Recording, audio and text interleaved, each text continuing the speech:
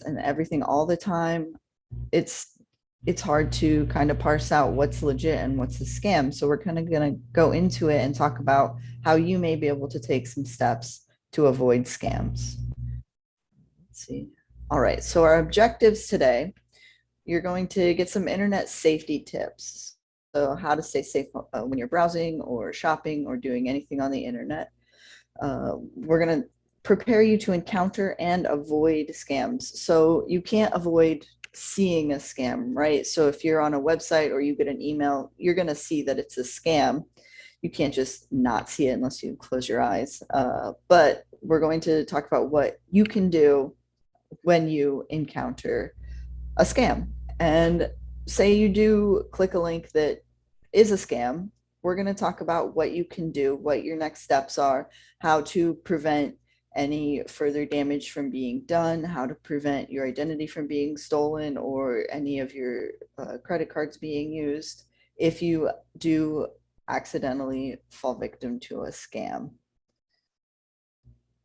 So we're going to cover a couple of things. We're going to cover phishing, which is a word you may or may not have heard. You've probably heard it in the news or seen it online somewhere, but we're going to talk about what it actually is. We're going to talk about ads and e-commerce links and how those might be scams. Everyone's shopping online these days. So you kind of got to be aware of what ads you're seeing and if they're legitimate or not. We're going to talk about ransomware, which is another word that you may or may not have seen maybe in the news. Online dating scams. So lots of people are online dating these days. We're going to talk about how to avoid online dating scams. And then we're going to talk about some additional resources available to you. So phishing. Phishing can be done anywhere. Anyone can employ a phishing scam. You can you receive a phishing scam via email, via text message, and via social media. If your email or your text or your phone number falls into the wrong hands, somebody might put you on a list where you will be receiving phishing emails or text messages, or it could just be your friend's social media account got hacked, and so now they're sending out all these phishing ads. So they will impersonate familiar organizations. We're going to look at an example after this slide. We're going to look at an example, so don't worry. But it's going to come from someone or some organization that you might be familiar with. And that could be a friend. It could be a government organization like the DMV or the IRS. But it's going to do its best to mimic the appearance of being from a legitimate organization, but it's not. There's a couple of things you can look for to determine whether or not it's actually from that legitimate organization. But the goal of these emails or text messages or social media messages are to try to steal your information. They're after your social security number, your bank account number, your credit card information. They might also be after your social media account passwords, because once they can get that information, they can just post whatever they want. They can get other information about you. Maybe you're also using your social media password for other things as well. You might also use that password for other accounts, which is a way you can also avoid these phishing scams, is by making sure you're not using duplicate passwords. Right. So everyone is susceptible to phishing, right? So Google and Facebook lost a ton of money through phishing scams. And I was interested in learning a little bit more about this. So I thought you might be interested in knowing that what happened was this man in Lithuania pretended to be this company called Quanta Computer, which Facebook and Google both do business with Quanta Computer. But this guy just like sent all these invoices and documents and emails to Facebook and Google pretending to be this organization. And people at Facebook and Google fell for it and sent this man a bunch of money, which is not great. So Facebook and Google lost a ton of money. And this is a legitimate article. You can Google this article and read a little bit more about it.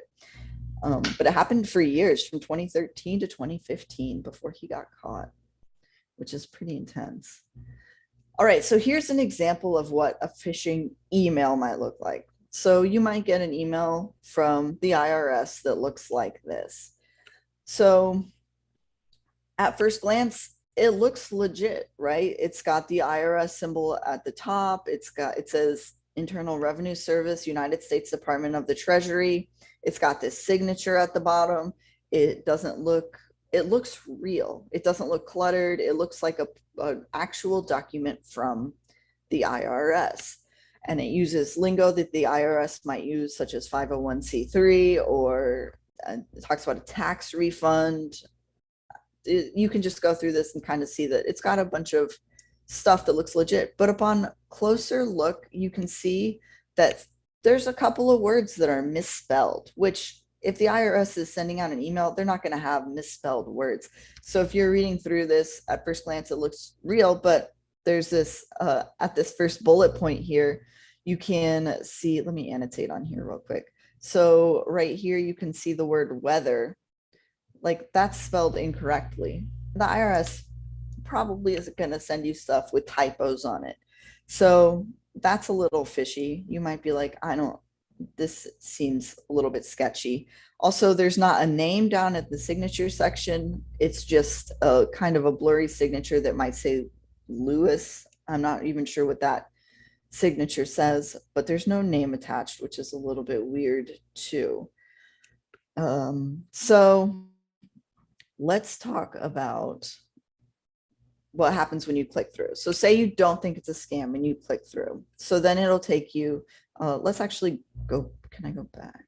Yeah, so let's actually look. So it says to access this form for your tax refund, please click here, right? So say you do click that link, and it brings you to this site. So this site also looks legitimate. It's got the IRS at the top. It says, it's got the logo. It doesn't look cluttered. It's a real form. It looks legitimate. It looks nice. It's presented in a way where you're like, all right, the government might send me this form. But it says, get tax refund on your Visa or MasterCard now. And I know that I haven't filed taxes for too many years, but they've never offered me a refund on Visa or MasterCard, right? So that's a little weird. You might be like, why are they offering me a Visa or MasterCard refund? And they also, why would they need your social security number and your bank name? They already have that information. They're the IRS. Why would they need the code from your credit card? Why would they need your credit card number? Why would they need your ATM pin? Right? So these are all questions you might want to ask yourself before entering this information, because the information the IRS has about you wouldn't require you to enter this information. They already know stuff about you, right? They don't need your social security number. So this is super sketchy, and I would not follow through with this, even though it looks pretty legit. It is not legit. Also, if you ever get something from the IRS and you're not sure if it's legit or not, you can always call the IRS.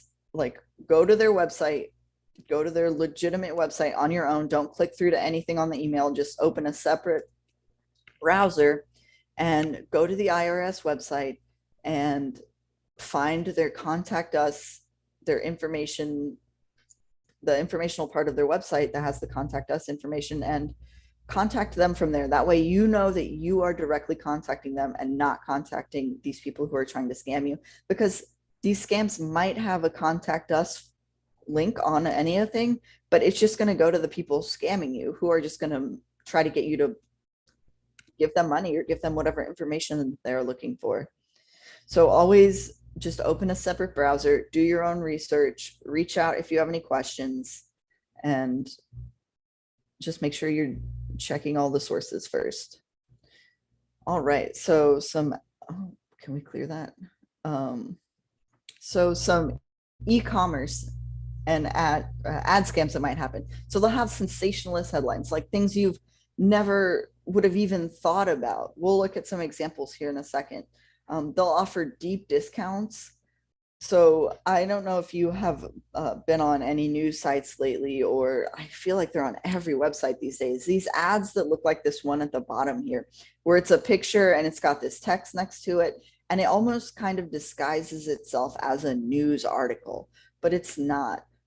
Usually it can lead to phishing or malware. So we'll talk about malware in a second. So it could just be a phishing thing where it's just going to take you to a site where they're going to ask you for a bunch of information, and they expect people who click this link to put in that information. If it's malware, it's going to start looking into your computer for information that it can steal from you just directly, right? It's going to try to get information from your computer.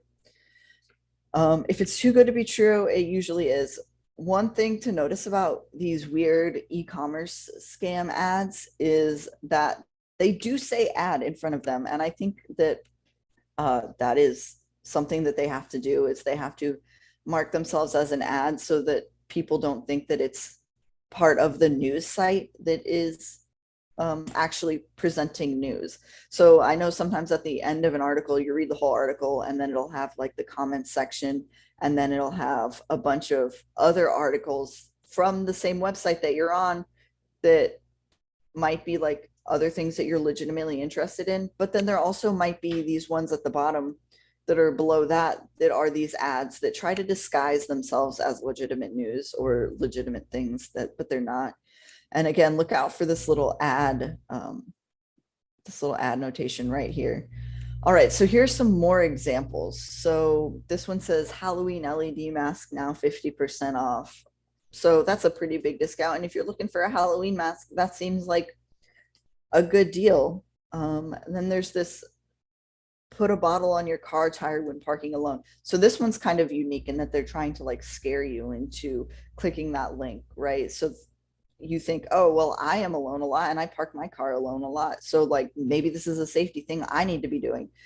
So you can always Google these things separately without clicking on these links. And then here's another one down at the bottom, this multi-collagen protein powder pure. And again, this is, they all say ad in front of them. They all try to disguise themselves as something legitimate, but they're not. So these are all things to think about and look out for. And I know you're curious about why you should put a bottle on your car tire when parking alone. So I did look that up for us. And it's not true. You don't need to do it. Someone tried to do like Snopes kind of debunked it because somebody said that if somebody puts a water bottle in your car tire, that means they're trying to rob you, because you'll hear the crunch when your tire rolls over it when you drive away. And then you'll get out of your car to see why it crunched, and then somebody's going to rob you. But that doesn't happen. That's not real. That's not a thing that you should be concerned about. It doesn't happen. And also, somebody also noticed on Snopes, or posted on Snopes rather, that all of the pictures that portray this water bottle thing are Russian water bottle companies. So they wonder if this scare tactic originated in Russia and it infiltrated the US for some reason. And a lot of these are just looking for clicks, right? So they are businesses that profit off of you visiting their website and clicking on these ads, right? So if you click on one of these, somebody's making money every time someone clicks on one of these ads. So they are trying to entice you into clicking on these things. And as convincing as they are, you can always just do a Google search, open a separate browser, do your own research, and avoid clicking these links for sure. So ransomware is malware that holds your device hostage. It can be from phishing emails, it can be from ads, or from sketchy files and apps that you get via Facebook or any social media, or from email or anything like that. So when in doubt, don't click that link. So what ransomware is basically what happens is you'll click a link and then something will pop up on your screen and it'll say, we're holding all of your files hostage unless you pay us a certain amount of money, right? So that's a pretty scary thing to happen.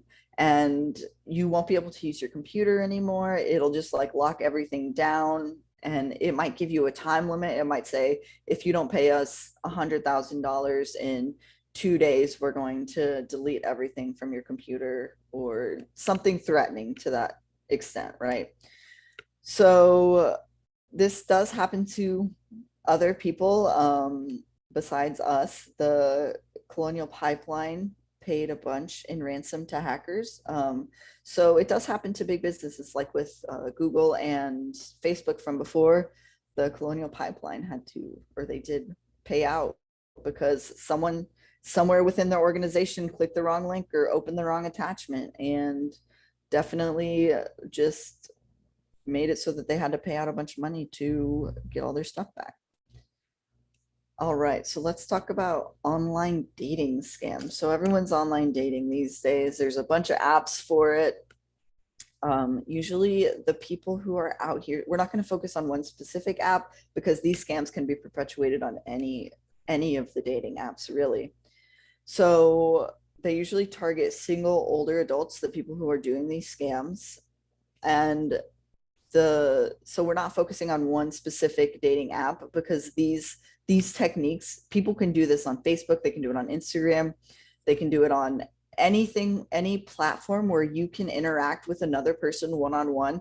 People will use it for these online dating scams. And unfortunately, in 2019, over 20,000 people were victims of online dating scams. That's a pretty big number. And people lost over $200 million.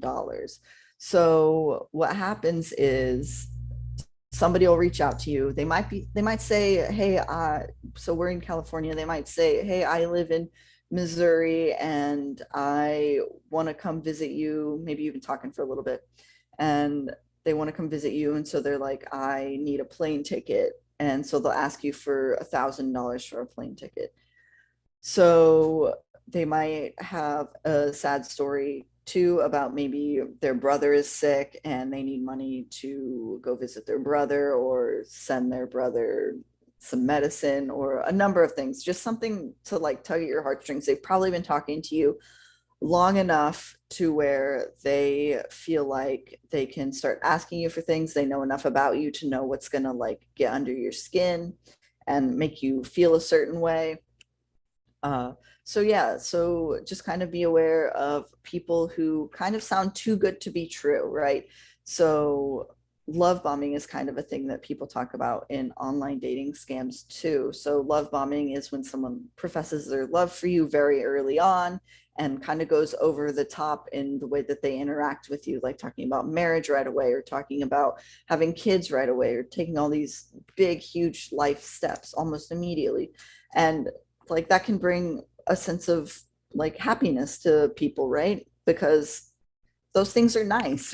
So it's easy to be like, oh yeah, this person like genuinely likes me. But if they're doing those things, but also asking for money or asking you to send them things like phones or pay off bills for them or do things like that, they might be scamming you, even if they have photos or are able to video chat. That doesn't necessarily mean that they're legit.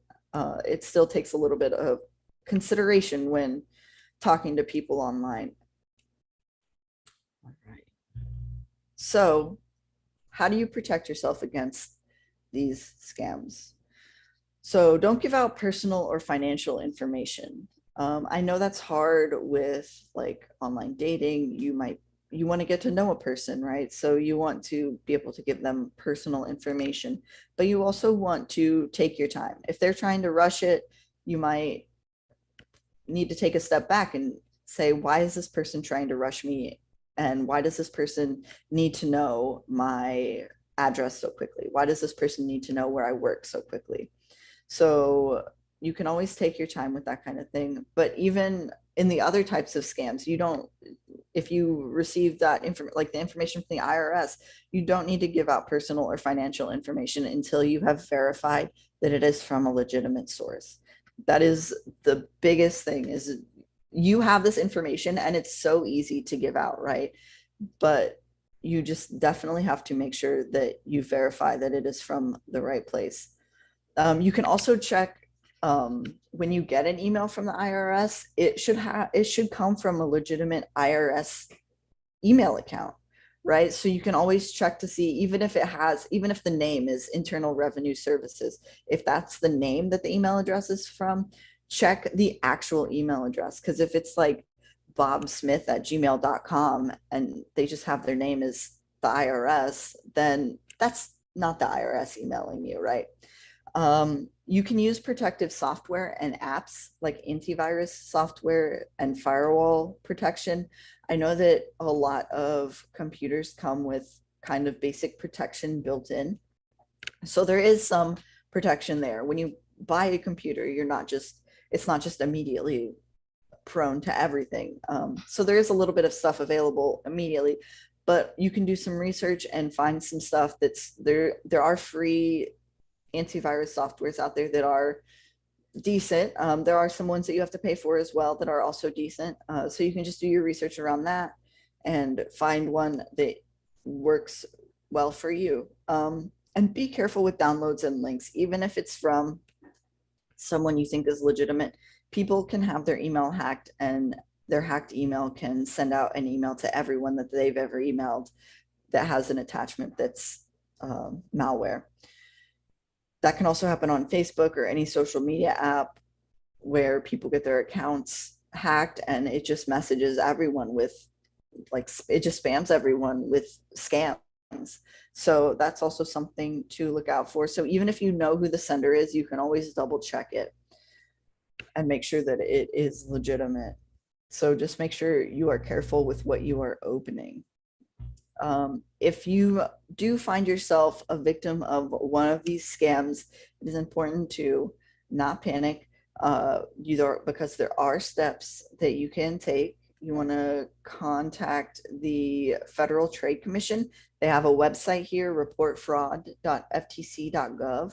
And if you report that fraud, it can help other people. It can help them to not get frauded or scammed. The Federal Bureau of Investigation, the FBI, you can give them anonymous tips and reports at their website as well, fbi.gov. And you can contact your credit bureaus. If you're the 3 credit bureaus, Experian, Equifax, and TransUnion, if you feel like somebody has information about you and they're going to take out a line of credit and start making a bunch of charges to your name, you can always freeze your credit score, but you have to make sure to contact the credit bureaus too. And you can also set up fraud protection so they can like alert you if you feel like if something happens and you didn't authorize it, they can contact you. I think a lot of banks are doing that lately too, where if they feel like something is happening and it wasn't you that's doing it, they'll reach out to you and say, hey, did this happen? Did you make this charge? And you can respond yes or no, and they can like freeze your credit card or let you continue using it. Also, you can file a police report. If you file a police report, you want to make sure you document everything, all the transactions that you made, what links you clicked. You want to make sure that you have all of your documentation in place. Yeah, so I mean, anyone can be a victim of any kind of scam or fraud. I know, like, I recently had my debit card number stolen, and my bank texted me and they said, hey, are you riding an Uber in Switzerland? And I said, I'm not. I wish I was doing that, but I am unfortunately not doing that. So we also have library resources. So with your library card, you can take some internet safety courses, learn a little bit about computer security and computer literacy as well. Just kind of knowing the basics of a computer and knowing the terminology can also help you avoid being scammed, because you can kind of have an ear out and an eye out and know what to look for and listen out for and know what feels real and what feels like maybe this is a scam. We also have a bunch of programming around these kinds of things, and you can check out lakecountylibrary.org/learn to learn a little bit more about what we have to offer. And definitely check out these LinkedIn learning resources, because these videos and these courses, they have a lot to offer. It's not just computer security. It's a ton of stuff. And I really like LinkedIn learning. If you need more information, you can talk to a librarian. We have a lot of librarians available. So if you think of a question later in the day after our Q&A session or later in the week, you can always contact your local library. You can text your local library, or not your local library, you can text a librarian or you can do this instant librarian where you chat with someone via text message or a computer. And so those are some great ways to reach out to a librarian to get more information or resources. And now we're going to have a Q&A. So if you have any questions or you want me to go over something again, I am here for it.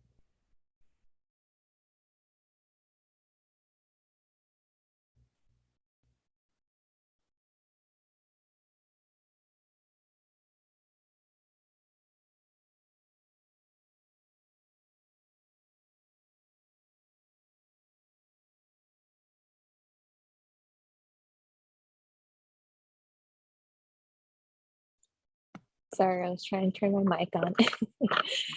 Hi, everyone. So do we have any other questions or any comments for Marten? I have just one question. With all the, I know that some people are victims and they've lost money. What is, do you know the recovery rate? Do they ever get anything back, or do they ever get compensated, or are these scammers ever caught, and how are they penalized or punished, or just? Right. I know that to an extent your bank will pay you back. Like when somebody was using my bank or my account in Switzerland for Uber, I did get that money back. So I do know that your bank will reimburse you, likely reimburse you. I can't speak for all banks everywhere, but it is likely that your bank will reimburse you some or all of the money that you have lost. And it's also important, as soon as you realize that you have been a victim or you made a mistake or something happened or whatever happened, that you reach out to your bank, because they will work with you. They want you to keep banking with them. So they're probably going to do their best to make sure that your needs are met. But I don't know the rate at which scammers are caught, because I know that there are huge organizations that do like really intense scam schemes. And but then there are also like individual people who just kind of do it on their own. But I don't know the rate at which they are like prosecuted or caught or anything like that. It's also important to reach out to the police so that, I mean, maybe those rates can go up. I have a comment. Yes, you are. Go ahead. My bank, when I called in about the scam or whatever, if money had been taken, then they put the money back while they're investigating, or they'll stop payment on that thing while they're investigating. When they investigate, if they don't, if their investigation doesn't agree with what you're saying, then they'll take the money again. Right, that makes sense. Yeah. I know that some banks, they call you immediately if something is out of the ordinary. So if you're someone who has a routine and it's the same things that you buy every week, if it's something that is unusual, they usually send out alerts and you can call them up about it to discuss it. So definitely they help to prevent anything. They'll call you first thing like, hey, we noticed something, so we put a hold on your card. I don't know if this is for every single bank, but I know if anything is out of the ordinary, like if I were to make a purchase out of the country, my bank would call me like, hey, are you over here or is this someone else? So definitely I recommend looking at your bank statements, seeing if there's anything, even if it's something little like $1 or something, because it tends to add up. After a while, people are like, okay, well, let's get a little more greedy. Let's take more out. This person's obviously oblivious to what's going on. So definitely make sure to do that. Even for our Ollie office, there was an email that came to us that kind of looked suspicious. It had like all these numbers, these letters. And so it was for a parking permit. Someone wanted a parking permit. And we decided to postpone it so I can call the member to make sure that it was them who were wanting this parking permit, because otherwise we'd be handing stuff out for free. And just to make sure that it was them. And it was them. They just found their permit, but they had decided to email us. So this is just like another part is to be semi-suspicious of everything, like not to Well, fully yeah, trust everything. that parking pass is something because it's cheaper than the regular parking. Right. It'll be something when somebody would want to get. But I had something happen. I have a credit union account, and something suspicious came across their, the thing, and they called me, but I missed the calls, and so what they ended up trying to do, I guess what they ended up doing was not canceling, but putting a hold on my credit card until they were, on my debit card or whatever it was, until they, contacted me and to see if that was something that I had done, some charge I had made. And it didn't look familiar to me, and so what they did was they canceled the card. They canceled it. And then, I had to wait till I got another one before I could do anything. But in the meantime, the consequences of that was that I had several auto pays on there. And so I was getting letters, calls about, when are you going to pay your bill? Your card was declined and that kind of stuff. So there's that too. It makes it a little inconvenient or inconvenient for you. Yeah. And that kind of thing has to happen. I have a question and a comment. The first comment would be most all credit unions, banks, and credit card companies will notify you anytime they find a very suspicious request for payment on anything. They will try to do that.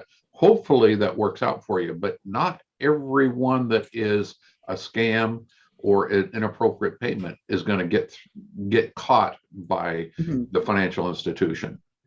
And my question is, you referred to library resources and places to report one of these issues. On the resources, could you run through again what resources you have there? You mentioned LinkedIn Learning, so that would be going to LinkedIn. Yeah, so to do that with, why isn't this opening? To do that with your library card, you'll want to go through the LACountyLibrary.org website. Otherwise, if you just go through LinkedIn Learning, I think you have to pay for LinkedIn Learning, but if you go through the library website, it will allow you to access it with your library card, and you can access all these courses for free. We also have Gale courses and Universal Class. So those are also online courses that you can take. Universal Class is more of a real-time kind of thing. So you sign up and there are courses. There's like a set number of courses you have to take in a certain amount of time. Whereas LinkedIn Learning is kind of at your own pace. And Gale Courses is a lot like LinkedIn too. But LinkedIn Learning I like to highlight LinkedIn Learning more because it has more relevant information, and it also has more. It's just the biggest one out of all of them. But the other ones are definitely worth checking out. Like if you're looking for something specific, it might not be on LinkedIn Learning. It might be in Universal Class. And again, all of these are free with your library card if you go through the library website. Great, thank you. And I also wanted to show you all something else that I use personally that helps me stay safe. Let me see if I can pull it up. Where is it? This is not what I want to be doing. I'm going to stop sharing for a second and pull this thing up. And while you're pulling that up, we do have our county library helpers like emails as well. So if you wanted to reach out to them, we always have that information.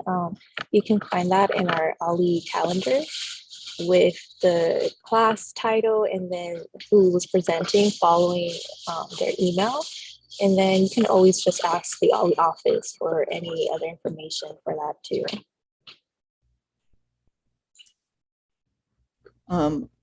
I wanted to share this VirusTotal website with you all. It's VirusTotal I think it's .com. I have it bookmarked. But yeah, virustotal.com.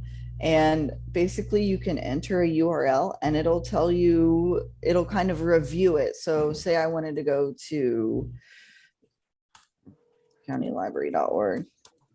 So say I wanted to search that website. It's going to do a search and it's going to use these different security vendors who have analyzed this website previously to let me know whether or not this website is legitimate. So it's all coming back clean. If there was a issue with any, has been forwarded to an automatic voice message system.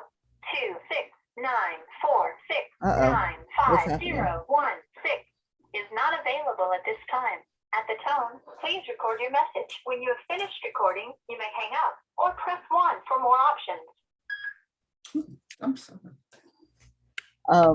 So if you want to check this website, then you can see if a link that you've been sent is legitimate or not. So if even you can copy a link from an email that you've been sent, and if it comes up with a little red X on any of these, that means that that particular vendor thought that it was a security risk. But that doesn't necessarily, if all of them say clean and one of them says it's a security risk, then that might be a little bit questionable. You can use your judgment when you look at this. You can say, okay, well, 50% say clean and 50% say that it's a problem. So let me look into it a little bit more, right? But all of these say LAcountylibrary.org is clean. So that is a website that I would trust. So yeah, I would definitely use this virustotal.com. It's worth checking out, I think. It's worth using. I have it bookmarked so that when I get suspicious emails, I can look at them on this website. Okay. Do we have any other comments or concerns? I think Gwendolyn, did you have a question? Just a comment. I was going to say, by credit union, they have called me if they suspect a charge is not correct. They know where I shop and what time I shop and stuff. So they'll call me if something comes in from a different store, and I let them know if I'm traveling, if I'm going out of state or any place, so that they won't suspect any charges coming in from there.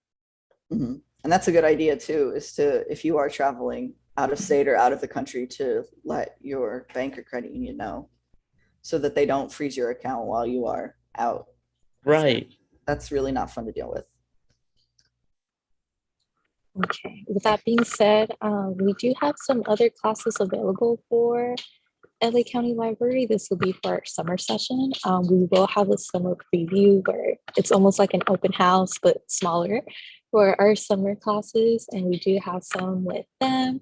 And I think we also have one with Cyber Warriors. So this is somebody who was from the LA Security Theft Department. So they can also help you with any questions with devices or applications. And I think he did use his VirusTotal website as well. Super I actually great. got it from him. Oh, awesome. Yeah.